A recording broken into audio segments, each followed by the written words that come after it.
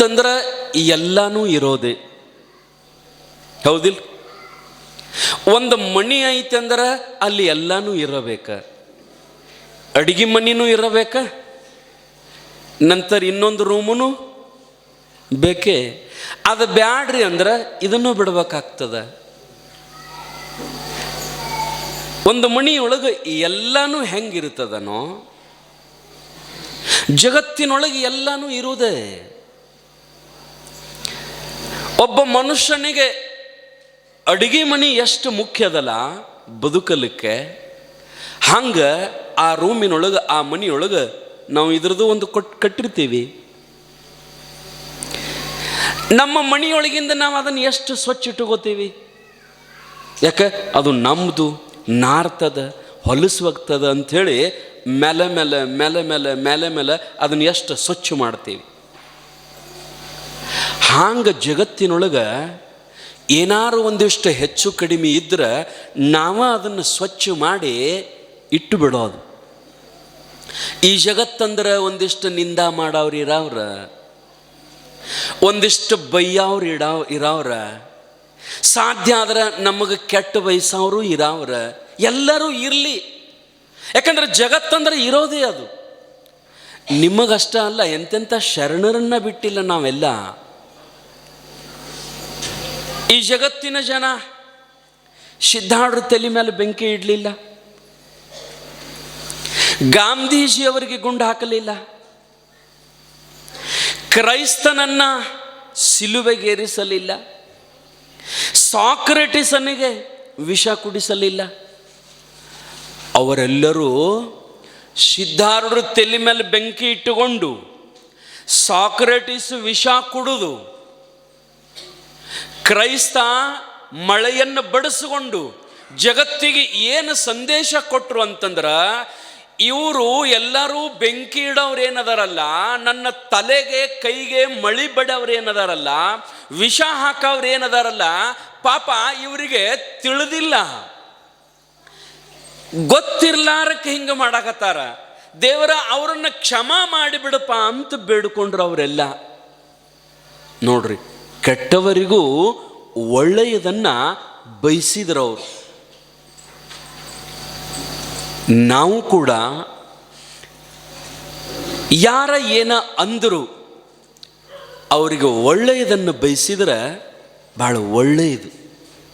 ಇದು ಯಾವಾಗ ಬರ್ತದ ಅಂತಂದ್ರೆ, ನೀವಿಲ್ಲಿ ಬಂದು ಕುಂತ ಮಹಾತ್ಮರ ಚರಿತಾಮೃತಗಳನ್ನು ಕೇಳಿದಾಗ ಅವ್ರು ಹೆಂಗೆ ಬದುಕಿದರು, ಅವ್ರು ಹೆಂಗೆ ಜಗತ್ತಿಗೆ ಒಳ್ಳೆಯದನ್ನು ಬಯಸಿದ್ರು ಅಂತ ತಿಳ್ಕೊಂಡು ಅದನ್ನೆಲ್ಲ ಕೇಳಿದಾಗ ಮಾತ್ರ ಸಾಧ್ಯ ಆಗುತ್ತದೆ ತಾಯಂದಿರ. ಅದಕ್ಕೆ ಮಹಾತ್ಮರ ಮಾತುಗಳನ್ನು ನಾವು ಬಹಳಷ್ಟು ಕೇಳಬೇಕು. ಆ ಮಾತುಗಳು ನಮ್ಮ ಹೃದಯವನ್ನು ಸ್ವಚ್ಛ ಮಾಡ್ತಾವೆ, ನಮ್ಮ ಅಂತಃಕರಣವನ್ನು ಸ್ವಚ್ಛ ಮಾಡ್ತಾವೆ. ನೋಡ್ರಿ, ಅವರು ಒಂದೊಂದು ಮಾತು ಹೆಂಗೆ ಬರೆದಿಟ್ಟರ್ರಿ ಇವ. ಅಕ್ಕ ಮಹಾದೇವಿ ಎಷ್ಟು ವಚನವನ್ನು ಬರೀಲಿಲ್ಲ ಅಂತಂದ್ರೆ, ನಾವು ನೀವು ಹೆಂಗೆ ಬರಿತೀವಲ್ಲ ಹಂಗೆ ಬರೆದಿಲ್ರಿ ಅವ ಅವರು. 12ನೇ ಶತಮಾನದ ಎಲ್ಲ ಶರಣರು ನಾವು ನೀವು ಬರೆದಂಗೆ ಒಂದು ಬುಕ್ಕ ತಗೊಂಡು, ಒಂದು ಪೆನ್ ತಗೊಂಡು ಒಂದು ವಚನ ಬರಿಬೇಕಂತ ತಿಳ್ಕೊಂಡು 4-6 ಮಂದಿ ವಚನದ ಪುಸ್ತಕಗಳನ್ನು ತಗೊಂಡು ಅವ್ರದ್ದೊಂದು ಸಾಲು ಇವ್ರದ್ದೊಂದು ಸಾಲು ಮತ್ತೊಬ್ಬರದೊಂದು ಸಾಲು ತಗೊಂಡು ನಾವೊಂದು ವಚನ ಬರೆದು ಇದು ನಮ್ಮದು ಒಂದು ವಚನ ರೀ ಅಂತ ನಾವು ಹೇಳ್ತಿರ್ತೀವಿ. ಆದರೆ ಶರಣರು ಹಿಂಗೆ ವಚನಗಳನ್ನು ಬರೆದು ಇಡಬೇಕಂತ ಬರೆದಿಲ್ಲ. ಈಗ ನೀವು ಹೆಂಗೆ ಕುಂತೀರಲ್ಲ, ಹಿಂಗೆ ಅನುಭವ ಮಂಟಪದೊಳಗೆ ಎಲ್ಲರೂ ಕೂಡಿರ್ತಿದ್ರು. ಬಸವ ಕಲ್ಯಾಣದೊಳಗೆ ಅಣ್ಣ ಬಸವಣ್ಣ, ಅಲ್ಲಮಾಪ್ರಭು, ಚನ್ನಬಸವಣ್ಣ, ಮಾಧಾರ ಚೆನ್ನಯ್ಯ, ಹುಲ್ಲ ಬಂಕಯ್ಯ, ಇವರೆಲ್ಲರೂ, ನೂಲಿಯ ಚಂದಯ್ಯ ಮೊದಲಾದವರು ಸಾವಿರ ಶರಣರು ಸಾಯಂಕಾಲ ಕೂಡ್ತಿದ್ರು. ಅವರು ಎದಕ್ಕಂತಂದ್ರೆ, ನಮ್ಮ ಬದುಕು ಹೆಂಗಾಯ್ತು ಇವತ್ತ, ನಮ್ಮ ಬದುಕಿನೊಳಗೆ ಇವತ್ತಿನ ದಿನದೊಳಗೆ ನನ್ನಿಂದ ಯಾರಿಗಾದರೂ ಒಂದಿಷ್ಟು ನೋವಾಯಿತೇನು, ನನ್ನಿಂದ ಯಾರಿಗಾದರೂ ಒಂದಿಷ್ಟು ಮೋಸ ಆಯಿತೇನು, ನನ್ನಿಂದ ಯಾರ ಕಣ್ಣೊಳಗ ಒಂದು ಹನಿ ನೀರು ಬರುವಂಗೆ ಆಯ್ತೇನು ನನ್ನಿಂದ ಅಂತ ಪ್ರತಿನಿತ್ಯ ಎಲ್ಲರೂ ತಮ್ಮ ಬದುಕನ್ನ ಮೆಲುಕು ಹಾಕಲಿಕ್ಕೆ ಅಥವಾ ನಾಳಿನ ದಿನ ನಾವು ಹೆಂಗೆ ಬದುಕಬೇಕು ಅನ್ನೋದನ್ನು ಚಿಂತನೆ ಮಾಡಲಿಕ್ಕೆ ಎಲ್ಲ ಶರಣರು ಕೂಡ್ತಿದ್ರು. ಪ್ರತಿನಿತ್ಯ ಕೂಡ್ತಿದ್ರು. ನಾವೇನಾದರೂ ಕೂಡ್ತೀವೇನ್ರಿ? ಇಲ್ಲ. ನೀವೆಲ್ಲ ಇನ್ನೂ ಪುಣ್ಯವಂತರು. ನಾನು ನೋಡಿಲ್ಲ, ಮುಂಜಾನೆ ಎದ್ದು ಕೂಡಲೇ ಇಲ್ಲೆಲ್ಲ ಜಪ ಮಾಡ್ತೀರಿ ಅಂತ ತಾವೆಲ್ಲ. ಪಂಚಾಕ್ಷರಿ ಮಂತ್ರದ ನಾಮಸ್ಮರಣೆ ಸದ್ಗುರು ಸಿದ್ಧಾರೂಢರು ಇಡೀ ಜಗತ್ತಿಗೆ ಆ ಮಂತ್ರವನ್ನು ಜಾಹೀರ್ಪಡಿಸಿದರು. ಅಂದರೆ ಓಪನ್ ಹೇಳಕ್ಕದನ್ನು ಅನುಮತಿ ಕೊಟ್ಟರು. ಯಾರು ಬೇಕಾದವರನ್ಲಿ, ಶೂದ್ರರನ್ಲಿ, ಕೆಳವರ್ಗದವರನ್ಲಿ, ದೊಡ್ಡವರನ್ಲಿ ಎಲ್ಲರಿಗೂ ಅನುಕೂಲ ಮಾಡಿಕೊಟ್ರು ಸಿದ್ಧಾರೂಢರು. ಆ ಮಂತ್ರವನ್ನು ತಾವೆಲ್ಲ ಮುಂಜಾನೆ ಜಪ ಮಾಡ್ತೀರಂತ, ಸಾಯಂಕಾಲಿಷ್ಟ ಪ್ರವಚನಕ್ಕೆ ಕೂಡ್ತೀರಿ. ಈಗ ಅಷ್ಟ ಅಲ್ಲ ತಾಯಂದಿರ, ಪ್ರತಿನಿತ್ಯ ಪ್ರತಿ ದಿವಸ ಇಲ್ಲಿ ಕೂಡುವಕ್ಕೆ ನಾವು. ಒಂದು ವೇಳೆ ಆಗಲಿಲ್ಲ ಅಂದ್ರೆ, ಇಲ್ಲಿ ಬರೋಕ್ಕಾಗಲಿಲ್ಲ ಅಂದ್ರೆ ನಿಮ್ಮ ಮಣಿನ ಕಲ್ಯಾಣ ಮಾಡಿಬಿಡೋದು. ನಿಮ್ಮ ಮನೆ ಏನದಲ್ಲ ಅದನ್ನೇ ಬಸವ ಕಲ್ಯಾಣ ಮಾಡಿಬಿಡೋದು. ಎಲ್ಲರೂ ಮಣಿಯೊಳಗೆ ತಾಯಿ, ತಂದಿ, ಅತ್ತಿ, ಮಾವ, ಸೊಸ್ತ್ಯಾರು, ಗಂಡ, ಮಕ್ಕಳು ಎಲ್ಲರೂ ಕೂಡಿ ಸಂತೋಷದಿಂದ ಇವತ್ತೇನು ಮಾಡಿದೀಪ ನೀನು? ಸಾಲಿಯೊಳಗೆ ಮಕ್ಕಳನ್ನ ಕೇಳೋದು ಸುಮ್ಮ. ಸಾಲಿಯೊಳಗೆ ಏನೇನು ಮಾಡಿದೀಪ ಎಲ್ಲನೂ ಹೇಳು. ನೀ ಏನು ಚಲೋ ಕೆಲಸ ಮಾಡಿಯಲ್ಲ ಅವನ್ನೂ ಹೇಳು. ನೀ ಏನು ಕೆಟ್ಟ ಕೆಲಸ ಮಾಡಿಯಲ್ಲ ಅವನ್ನೂ ಹೇಳು. ಮಕ್ಕಳನ್ನು ಕೇಳ್ಬೇಕು. ಅವು ಮುಚ್ಚಿಡ್ತಿರ್ತಾವ. ಏನಾರ ಕೆಲಸ ಮಾಡಿದ್ವು ಅಂದ್ರೆ, ತಪ್ಪು ಮಾಡಿದ್ವು ಅಂದ್ರೆ ಅವುಗಳನ್ನು ಮುಚ್ಚಿಡ್ತಾವೆ. ಪ್ರೀತಿಯಿಂದ ಯಪ್ಪ ನೀ ಹೇಳಿಬಿಡು. ಆದರೆ ತಾಯಿ ತಂದೆ ಮುಂದೆ ಏನೂ ಮುಚ್ಚಿಡಬಾರ್ದು. ತಾಯಿ ತಂದೆ ಮುಂದೆ ಎಂದೂ ಸುಳ್ಳು ಹೇಳಬಾರ್ದು. ಎಲ್ಲನೂ ನಾವು ಹೇಳಿಬಿಡ್ಬೇಕು. ಆ ರೀತಿಯೊಳಗೆ ಮನೆಯೊಳಗೆ ನಾವು ಕುಂತು ಎಲ್ಲನೂ ಚರ್ಚಾ ಮಾಡ್ಬೇಕು. ಶರಣರು ಆ ರೀತಿ ಅನುಭವ ಮಂಟಪದೊಳಗೆ ಕುಂತ ಒಬ್ಬೊಬ್ಬರು ಒಂದೊಂದು ತಮ್ಮ ಮಾತುಗಳನ್ನು ಹಂಚ್ಕೋತಿದ್ರು. ಅವ್ರೇನು ಮಾತಾಡ್ತಿದ್ರಲ್ಲ ಆ ಮಾತುಗಳೇ ವಚನಗಳು. ನಮಂಗ ನಿಮ್ಮಂಗ ಮನ್ಯಾಗ ಬರೆದ ಕುಂತ ಬರೆದದ್ದು ವಚನ ಅಲ್ಲಿವು. ಆಗೇನ ಶರಣರಟ್ಟರು ಕೂಡ್ತಿದ್ರು ನೋಡ್ರಿ. ಕೂಡಿದಾಗ ಒಬ್ಬೊಬ್ಬರು ಒಂದೊಂದು ಮಾತು ಅಂತಿದ್ರು. ಅವರು ಒಬ್ಬೊಬ್ಬರು ಒಂದೊಂದು ಮಾತು ಅಂತಿದ್ರು. ಆ ಅಂದ ಮಾತನ ವಚನ ಬರೆದಿಲ್ಲ. ಅಂದ ಮಾತನ ಸುಮ್ ಯಾರೋ ದೂರ ಕುಂತವರು ಅಥವಾ ನೆನಪಿಟ್ಟು ಅವತರನ್ನ ಬರೆದು ಬಿಡ್ತಿದ್ರು. ಒಂದು ಪ್ರಸಂಗ ಹೆಂಗ ಅಣ್ಣ ಬಸವಣ್ಣವರು ಕೂತಿದ್ರು, ಅಲ್ಲಮಾಪ್ರಭುಗಳು ಕೂತಿದ್ರು. ಎಲ್ಲರೂ ಕೂತು ಸಂದರ್ಭದೊಳಗೆ ಮತ್ತು ಸಾವಿರಾರು ಮಂದಿ ಶರಣರು, ಈ ಕಡೆ ಗಂಡು ಮಕ್ಕಳು ಶರಣರು ಬಂದು ಕೂಡಿರ್ತಿದ್ರು, ಈ ಕಡೆ ಹೆಣ್ಣು ಮಕ್ಕಳೆಲ್ಲರೂ ಬಂದು ಕೂಡಿರ್ತಿದ್ರು. ಬಂದು ಕುಂತ ತಮ್ಮ ಬದುಕಿನ ಚಿತ್ರಣವನ್ನು, ತಾವು ಮಾಡಿದ ಕೆಲಸದ ಬಗ್ಗೆ ಅಲ್ಲಮಾಪ್ರಭುಗಳ ಮುಂದೆ ಹೇಳ್ತಿದ್ರು. ಇವತ್ತ ನಾ ಈ ಕಾಯಕ ಮಾಡೀನಿ ನೋಡ್ರಿ ಅಪ್ಪ, ಇವತ್ತ ನಾ ಈ ಕಾಯಕ ಮಾಡೀನಿ ನೋಡ್ರಿ ಅಪ್ಪ ಅಂತ ಹೇಳ್ತಿದ್ರು. ಅದರೊಳಗೆ ಒಬ್ಬ ಶರಣ ಅವನ ಹೆಸರೇನಂತಂದ್ರೆ ಆಯ್ದಕ್ಕಿ ಮಾರಯ್ಯ. ಅವ ಎದ್ದು ನಿಂತು ಅಲ್ಲಮಾಪ್ರಭುಗಳ ಜೊತೆಗೆ ಮಾತಾಡಕತ್ತಿದ್ದ. ಅವ್ರು ಕೂಡ ಚರ್ಚೆ ಮಾಡಕತ್ತಿದ್ದ. ಏನಂತಂದ್ರೆ ಸುಮ್ಮ ಅವರು ತಮ್ಮ ಅಭಿಪ್ರಾಯವನ್ನು ವ್ಯಕ್ತಪಡಿಸ್ತಿದ್ರು. ಅವ ಏನಂತಿದ್ದ, ಕಾಯಕ ಶ್ರೇಷ್ಠ ಅಂತಿದ್ದವ. ಯಾರು? ಇದಕ್ಕೆ ಮಾರಯ್ಯ ಕಾಯಕ ಶ್ರೇಷ್ಠ ಅಂತಿದ್ದವ. ಅಲ್ಲಮಾಪ್ರಭು ಏನು ಹೇಳ್ತಿದ್ದ, ನೋಡಪ್ಪ ಕಾಯಕ ಶ್ರೇಷ್ಠ ಬರೋಬರಿ, ಕಾಯಕದಿಂದನೇ ಕೈಲಾಸದ. ಆದ್ರೆ ಆ ಕಾಯಕ ಆಗಿ ಉಳಿಬಾರ್ದು. ಆ ಕಾಯಕದಿಂದ ಪರಮಾತ್ಮನನ್ನ ಒಲಿಸಿಕೊಳ್ಳುವ ಕಾಯಕ ಆಗಬೇಕದು. ಅದು ಪ್ರಾಮಾಣಿಕತನದ ಕಾಯಕ ಆಗಬೇಕು. ನಮ್ಮ ಕೆಲಸದಲ್ಲಿ, ನಮ್ಮ ಕಾಯಕದಲ್ಲಿ ಪ್ರಾಮಾಣಿಕತನ ಇರಬೇಕು ಅಂತ ಇವ್ರಂತಿದ್ರು. ನಾವು ನಮ್ಮ ಕೆಲಸದೊಳಗೆ ಎಷ್ಟು ಪ್ರಾಮಾಣಿಕತನ ಐತೆ ಅನ್ನೋದನ್ನು ನೋಡ್ಬೇಕು. ಒಬ್ಬ ಬಡು ಮನುಷ್ಯ ಕಟ್ಟಿಗೆ ಕಡಿತಿದ್ರಿ, ಗಿಡ ಕಡಿತಿದ್ದ. ಗಿಡ ಕಡದ ಅವತರನ್ನ ಕಟ್ಟಿಗೆ ಮಾಡಿ ಇಷ್ಟು ಹೊರಿ ಮಾಡಿ ಊರಾಗ ತಗೊಂಡ ಮಾರ್ತಿದ್ದ. ಅವಂದು ಐದಕ್ಕಿ ಈ ಮೋಳಿಗೆ ಮಾರೈನಂತ ಕೆಲಸ. ಅವಂದು ಕಟ್ಟಿಗೆ ಗಿಡ ಕಡಿಯೋದು, ಇಷ್ಟಿಷ್ಟುದ್ದು ಮಾಡಿ ಅವನು ಪೆಂಡಿ ಮಾಡಿ ಹೆಂಗ ಊರಾಗ ಬಂದು ಕಟ್ಟಿಗೆ ಮಾರ್ತಿದ್ದ. ಇದು ಪ್ರತಿನಿತ್ಯದ ಕಾಯಕ ಅವಂದು. ಇದರಿಂದನ ಏನು ಮಾಡಿದ್ದ ಅಂತಂದ್ರೆ ತನ್ನ ಕುಟುಂಬವನ್ನು ಸಲುಹಿದ್ದವ, ಹೆಂಡತಿ ಮಕ್ಕಳನ್ನ ಸಲುಹಿದ್ದ. ಒಂದಿನ ಒಂದು ನದಿ ದಂಡಿಗೆ ಗಿಡ ಇತ್ತು. ಆ ಗಿಡ ಕಡಿಯಾಕತ್ತಿದ್ದ. ಗಿಡ ಕಡಿಯುವಾಗ 1-2 ಪೇಟ, 4 ಪೇಟ, ಅರ್ಧ ಗಿಡ ಕಡ್ದಿದ್ದ. ಒಣಗಿದ ಗಿಡ ಕಡ್ದಿದ್ದ. ಇನ್ನೊಂದಿಷ್ಟು ಕಡಿಬೇಕಂತೇಳಿ ಹಿಂಗೆ ಕೊಡ್ಲಿ ಜೋರ್ಲೆ ಮ್ಯಾಲ್ ಮಾಡಿದ್ದ. ಅದು ಕೊಡ್ಲಿ ಕೈಯಾಂದು ಜಾರಿ ಹೋಗಿ ನದಿಯಾಗ ಬಿತ್ತರಿ, ನೀರಾಗ ಬಿತ್ತು. ಅಲ್ಲೊಂದು ದೊಡ್ಡ ನದಿ ದಂಡಿ ಗಿಡ, ಅದು ನದಿಯಾಗ ಬಿದ್ದು ಕೂಡಲೇ ಅಳ್ಳಾಕತ್ತಿದ. ಅರೆ ನನಗೆ ಇರೋದೊಂದು ಕೊಡ್ಲಿ, ಮತ್ತೊಂದು ಕೊಡ್ಲಿ ತರಕ್ಕೆ ರೊಕ್ಕ ಇಲ್ಲ. ಆ ಕೊಡ್ಲಿರ್ಲಿಲ್ಲ ಅಂದ್ರೆ ನನ್ನ ಬದುಕು ನಡೆಯಂಗಿಲ್ಲ. ಇನ್ನು ಹೆಂಗೆ ಮಾಡಬೇಕು, ನನ್ನ ಕುಟುಂಬದ ನಿರ್ವಹಣೆ ಹೆಂಗೆ ಅಂತ ತಿಳ್ಕೊಂಡು ನದಿ ದಂಡಿ ಮ್ಯಾಗ ಕುಂತು ಅಳ್ಳಾಕತ್ತಿದ. ಇವನ ಬದುಕನ್ನು ನೋಡಿ, ಇವನ ಪ್ರಾಮಾಣಿಕತನವನ್ನು ನೋಡಿ ಆ ನದಿ ನೀರು, ಗಂಗಾ ನೀರಿನೊಳಗಿಂದ ಕೊಡ್ಲಿನ ತಗೊಂಡು ಬಂದಳ್ರಿ ಆಕೆ. ಪಾಪ ಕೊಡ್ಲಿ ಇರಲಿಲ್ಲ ಅಂದ್ರೆ ಇವನು ಬದುಕು ನಡೆಯಂಗಿಲ್ಲ, ಬಹಳ ಬಡವದಾನಂತ ತಿಳ್ಕೊಂಡು ನೀರಿನೊಳಗಿಂದ ಗಂಗಾದೇವಿ ಕೊಡ್ಲಿ ತಗೊಂಡು ಬಂದ್ಲು. ಎಂಥದ್ದು ತಂದಿದ್ಲು ಅಂತಂದ್ರೆ ಬಂಗಾರದ ಕೊಡ್ಲಿ ತಂದಿದ್ದಳ್ರಿ ಆಕೆ. ಪಾಪ ಬಡವದಾನ, ಸಾವುಕಾರ ಆಗಿ ಬಿಡ್ಲಿ, ಒಳ್ಳೆಯ ಬದುಕನ್ನು ನಡೆಸಲಿ ಅಂತ ತಿಳ್ಕೊಂಡು ಬಂಗಾರದ ಕೊಡ್ಲಿ ತಂದು ತುಗಾರಪ್ಪ ಅಂತ ಅವನ ಕೈಯಾಗ ಕೊಡುವಾಗ, ಬಂಗಾರ ಕೊಡ್ಲಿ ನಿಮ್ಮ ಕೈಯಾಗ ಕೊಡುವಾಗ ನೀವು ಏನು ಮಾಡ್ತಿದ್ರಿ? ಅವ ಇನ್ನೇನದ ನಮ್ಮ ಬದುಕ, ನಮಗೆ ಹೆಂಗೆ ಅಂತಿದ್ರಲ್ಲ ಊರಾಗ, ಅವ್ರ ಮುಂದೆ ಹೆಂಗೆ ಬಾಳೆ ಮಾಡ್ತೀವಿ ನೋಡಕ್ಕೆತ್ತ ಬಂಗಾರ ಕೊಡ್ಲಿ ಬಂದಂತಾರೆ. ಭಾಳ ಮಂದಿ ನಮ್ಮವರೆಲ್ಲರೂ ಕಾಂಪಿಟೇಷನ್ ಮೇಲೆ ಬದುಕವ್ರಿ, ಒಟ್ಟು ಬಾಳೆ ಮಾಡವ್ರು.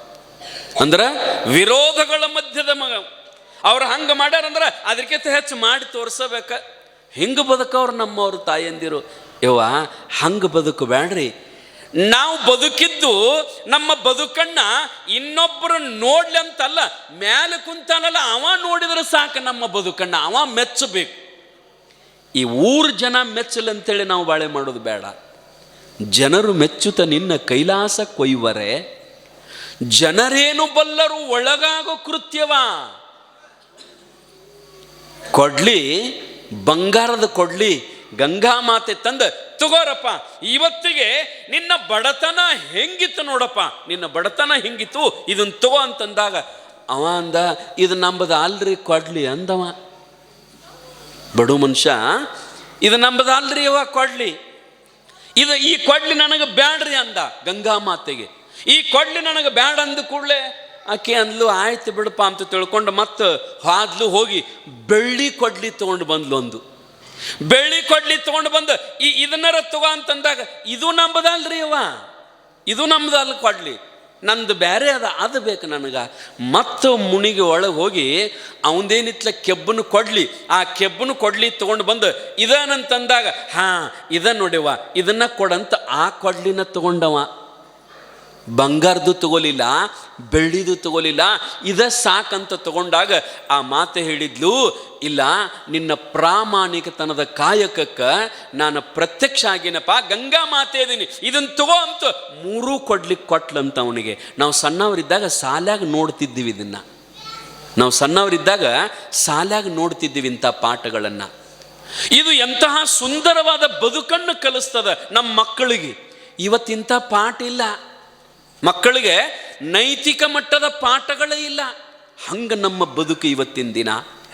ಅವ ಹೇಳ್ತಿದ್ದ, ಕಾಯಕ ಶ್ರೇಷ್ಠ, ನಾನು ಮಾಡುವ ಕಾಯಕವೇ ಶ್ರೇಷ್ಠ ಅಂದಂಗ ಶರಣರು ಹಿಂಗಿದ್ರಿ. ಲಿಂಗ ಪೂಜಾಕ್ಕಿಂತಲೂ ಮಾಡುವ ಕೆಲಸಕ್ಕೆ ಬಹಳ ಮಹತ್ವ ಕೊಡ್ತಿದ್ರು. ಯಾಕಂದ್ರೆ ಅವರ ಕಾಯಕ ಅಂಥದ್ದಿತ್ತು, ಅವರ ಕಾಯಕ, ಅವರ ಕೆಲಸ ಅಂಥದ್ದಿತ್ತು. ಅವರಿಬ್ಬರು ಮಾತಾಡುವಾಗ ಒಂದು ಸ್ವಲ್ಪ ಟೈಮ್ ಜಾಸ್ತಿ ಆತ್ರಿ. 5 ಗಂಟೆ ಆಯಿತು, ಸಾಯಂಕಾಲ 5 ಗಂಟೆ ಆದ ಕೂಡಲೇ ಅಲ್ಲೇನು ಮಕ್ಕಳು ಕೂತಿದ್ದಳೆಲ್ಲ ಹೆಂಡತಿ, ಈ ಕಡೆ ಗಂಡ್ಮಕ್ಳು ಕುಂಡಿರ್ತಿದ್ರು, ಈ ಕಡೆ ಹೆಣ್ಮಕ್ಳು ಕುಂಡಿರ್ತಿದ್ರು. ಗಂಡ್ಮಕ್ಕಳು ಸಾಲಿನೊಳಗ ಗಂಡ ಕೂತಿದ್ದ, ಹೆಣ್ಮಕ್ಳ ಸಾಲಿನೊಳಗ ಅವನ ಹೆಂಡತಿ ಕೂತಿದ್ಲು. ಆಕಿ ಯಾರು ಅಂತಂದ್ರ ಆಯ್ದಕ್ಕಿ ಲಕ್ಕಮ್ಮ. ಅವ್ರ ಅಡ್ಡೆಸರು ನೋಡ್ರಿ ಹೆಂಗದ, ಅವ್ರ ಅಡ್ಡೆಸರು ಏನ್ರಿ? ಆಯ್ದಕ್ಕಿ. ಅಂದ್ರೆ ಅವ್ರ ಕೆಲಸ ಏನಂದ್ರ ಪ್ರತಿ ದಿವಸ ಮಣಿ ಮುಂದೆ ಬಿದ್ದದ ಅಕ್ಕಿ ಆರಿಸ್ಕೊಂಡು ಬರ್ತಿದ್ರು ಅವರು.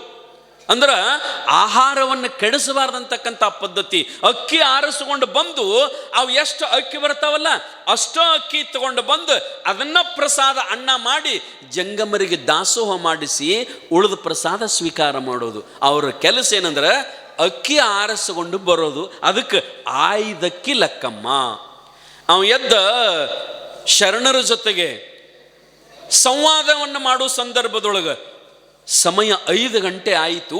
5 ಗಂಟೆ ಆದಾಗ ಆಕೆ ಕೂತು ಹೆಣ್ಮಗಳಂತಿದ್ಲು. ಏನಂತಿದ್ಲು ಅಂತಂದ್ರೆ, ಅಲ್ಲ ಟೈಮ್ 5 ಗಂಟೆ ಆಗ್ಯದ, 5ಕ್ಕೆ ಅಕ್ಕಿ ಆರಿಸ್ಕೊಂಡು ಬರಕ್ಕೆ ಹೋಗಬೇಕು ಶರಣರ ಮಣಿ ಮುಂದೆ, ಮತ್ತು 5 ಗಂಟೆ ಆದರೂ ಇವಿನ ಹಂಗೆ ಮಾತಾಡಕ್ಕೆ ಹತ್ಯಾನಲ್ಲ, ಇವನಿಗೆ ಹೆಂಗೆ ಹೇಳ್ಬೇಕು ಗಂಡಗೆ? ನಾನು ಸೊನ್ನೆ ಮಾಡಿ ಹೇಳಿದ್ಲಕ್ಕಿ, ಒಂದಿಟ ಸೊನ್ನೆ ಮಾಡಿದ್ರು ಗೊತ್ತಾಗಲಿಲ್ಲ. ಅವ ಅಲ್ಲಮ ಪ್ರಭುಗಳ ಜೊತೆಗೆ ಮಾತಾಡುವಾಗ ಮಗ್ನನಾಗಿ ಬಿಟ್ಟಿದ್ದ, ಅದರೊಳಗೆ ತನ್ಮಯನಾಗಿ ಬಿಟ್ಟಿದ್ದ, ಯಾರ ಕಡೆನೂ ನೋಡ್ತಿದ್ದಿಲ್ಲ. ಕಡಿಕ ಟೈಮ್ 5 ಆಗಿ ಆದ ನಂತರ ಆಕಿ ಹೆಣ್ಮಗಳು ಗಂಡನಿಗೆ ಇನ್ನು ಹೇಳಬೇಕು. ಕಾಯಕದ ಬಗ್ಗೆ ಬರೀ ಮಾತಾಡಿದ್ರೆ ಆಗೋದಿಲ್ಲ, ಟೈಮ್ ಆಗ್ಯದ, ಈಗ ಕಾಯಕಕ್ಕೆ ಹೋಗ್ಬೇಕಂತ ಹೇಳಿ ಅವನು ಎಚ್ಚರಿಸ್ಬೇಕಂತ ಹೇಳಿ ಹಗರ್ಕ ಆಯ್ದಕ್ಕೆ ಲಕ್ಕಮ್ಮ ಎದ್ದು ನಿಂತ ಗಂಡಗ ಹೇಳ್ತಾಳ ಒಂದು ಮಾತು. ಗಂಡಿಗೆ ಏನು ಹೇಳ್ಬೇಕಾಗೈತಿ ರೀ ಆಕಿಗೆ? ಗಂಡಿಗೆ ಏನು ಹೇಳ್ಬೇಕಾಗೈತೆ ಆಕಿ? ನೋಡ್ರಿ, ನೀವು ಅವ್ರು ಕೂಡ ಮಾತಾಡಕೋತ ನಿತ್ತರ ಬಗ್ಗೆ ಹೇಳಂಗಿಲ್ಲ. ಈಗ ಸಾಯಂಕಾಲ 5 ಗಂಟೆ ಆಗ್ಯದ, 5 ಗಂಟೆ ಆದ್ರೆ ನೀವು ಅಕ್ಕಿ ಆರ್ಸಾಕ್ ಹೋಗ್ಬೇಕಾಗೈತಿ, ಟೈಮ್ ಆಗೈತಿ, ಹೋಗ್ಬರ್ರಿ ಅಂತ ಇಷ್ಟು ಹೇಳ್ಬೇಕಾಗ್ಯದ ಆಕಿ. ಇದನ್ನ ಒಂದು ಸುಧಾರಿಸಿದ ಭಾಷೆಯೊಳಗೆ ಹೇಳ್ಬಿಟ್ಲಕ್ಕಿ, ಒಂದು ಮಾತು ಅಂದ್ಲಕ್ಕಿ. ಇದನ್ನ ಏನಂದ್ಲು ಅಂತಂದ್ರ, ಗಂಡಗ ಕಾಯಕ ನಿಂದಿತ್ತು ಏಳಯ್ಯ ಎಣ್ಣಾಳ್ದನೆ.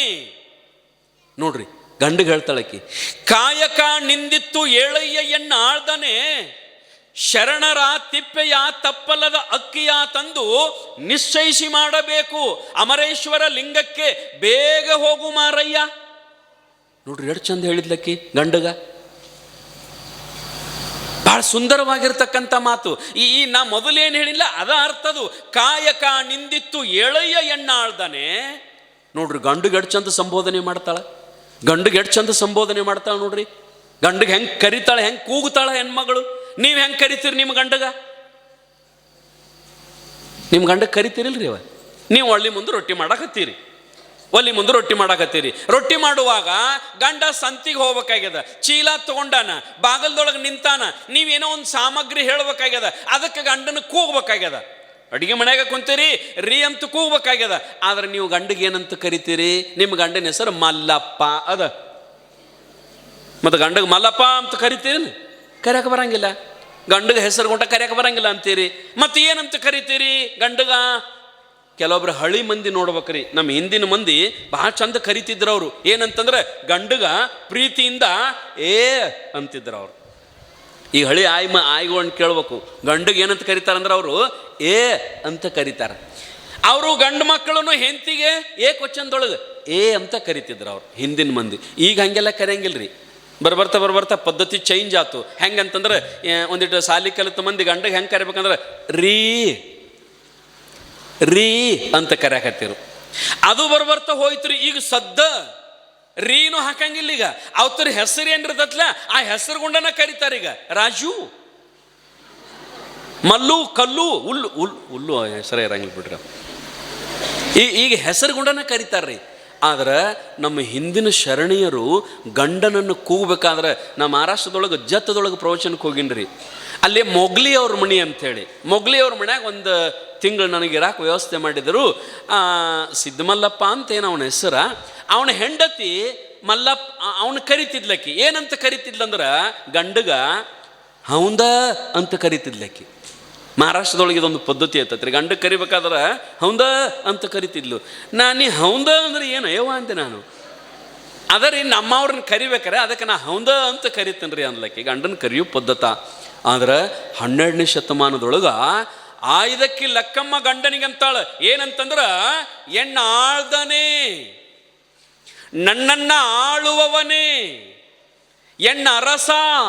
ನೋಡ್ರಿ ಎಷ್ಟು ಚಂದ ಕರಿತಾಳ ಗಂಡಗ, ಎಣ್ಣಾಳ್ದನಿ. ನೀವು ನಾಳಿಂತರ ಹಿಂಗೆ ಕರೀರಿವ. ನಾವು ಕರೆದ್ರೆ ಹೆಂಗೆ ನಡೀತದ್ರಿ ಸ್ವಾಮಿ, ನಾಟಕ ಮಾಡಿದಂಗೆ ಆಗ್ತದ ನಾವು ಕರೆದ್ರೆ, ಹೌದಿಲ್ರಿವ. ಇಡೀ ದಿವಸ ನಾವು ಬೇರೆ ಮಾತಾಡಿದ್ದೀವಿ, ಈಗ ಹೆಂಗೆ ಕರೆಯೋಕ್ಕಾಗ್ತದ. ಆಯ್ದಕ್ಕಿ ಲಕ್ಕಮ್ಮ ಅಂತಾಳೆ ಎಣ್ಣಾಳ್ದನೆ. ಶರಣರ ತಿಪ್ಪೆಯ ತಪ್ಪಲದ ಅಕ್ಕಿಯ ತಂದು ನಿಶ್ಚಯಿಸಿ ಮಾಡಬೇಕು, ಬೇಗ ಹೋಗು ಮಾರಯ್ಯ. ನೋಡ್ರಿ, ಲಗೂಟು ಹೋಗಪ್ಪ, ಟೈಮ್ ಆಗ್ಯದ, ಬಿಟ್ಟು ಬಾ ಅಂತ ತಿಳ್ಕೊಂಡು ಒಂದು ಮಾತು ಅವತ್ತೇನು ಮಾತಾಡಿಲ್ಲ ನೋಡ್ರಿ, ಮಂದ್ಯಾಗ ನಿಂತ್ಕೊಂಡ ಆಕೆ ಬರ್ದಿಲ್ಲ ಅದನ್ನು, ಸೊಮ್ಮೆ ಎದ್ದು ನಿಂತು ಹಿಂಗೆ ಅಂದ್ಬಿಟ್ಟಳ ಆಕೆ. ಆದ್ರೆ ಆವತ್ತು ಅಂದ್ರೆ ಇವತ್ತಿಗೆ 1000 ವರ್ಷದ ಹಿಂದೆ, 12ನೇ ಶತಮಾನ ಅಂತಂದ್ರೆ ಇವತ್ತು 21ನೇ ಶತಮಾನ, 1000 ವರ್ಷ 900 ವರ್ಷದ ಹಿಂದೆ ಆಕೆ ಅಂದದ ಮಾತ ಇವತ್ತ MA PhD ಮಾಡಿದವರು ಆಕೆ ಮಾತಾಡಿದ ಮಾತಿಗೆ ಅರ್ಥ ಬರೆಯೋಕ್ಕಾಗವಲ್ತು ರೀ. ಇನ್ನೂ ಅರ್ಥ ಬರೆಯೋಕ್ಕಾಗವಲ್ತು. ಅಂಥ ಮಾತೇನಪ್ಪ ಅಂತಂದ್ರೆ ಇವತ್ತು ಆಕೆದ ವಚನ ಆಗಿ ಉಳಿದದ. ಅಂದು ಮಾತಾಡಿದ